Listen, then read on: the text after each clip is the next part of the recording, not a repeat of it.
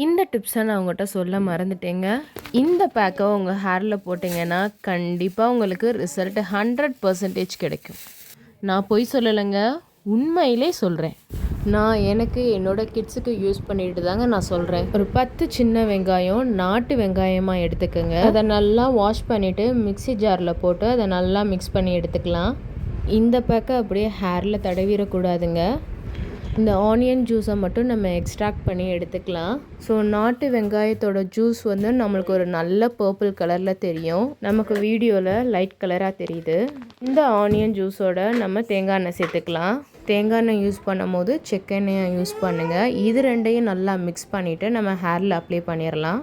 இந்த பேக்கை நான் வீக்லி ஒன்ஸ் யூஸ் பண்ணிடுவேன். ஸோ இன்றைக்கி நான் பாப்பாவோட தலையில் இதை அப்ளை பண்ண போகிறேன். ஸோ அப்ளை பண்ணுறதுக்கு முன்னாடி நல்லா செக் எடுத்துக்கணும். இந்த ஆனியன் ஜூஸை நம்ம ஹேரில் உள்ள ரூட்டில் தான் அப்ளை பண்ணி மசாஜ் பண்ணணும். ஆல் ஓவர் ஹேர் ஃபுல்லாக அப்ளை பண்ணிவிட்டு நல்லா மசாஜ் பண்ணிக்கணும். நம்ம ரூட்ஸில் ஒரு 5 to 10 minutes மசாஜ் பண்ணிவிட்டு 20 minutes அப்படியே விட்டுட்டு அதுக்கப்புறம் நம்ம ஹேர் வாஷ் பண்ணிக்கலாம். சப்போஸ் உங்களுக்கு கோல்டு பாடியாக இருந்தால் 10 minutesல வாஷ் பண்ணிடுங்க.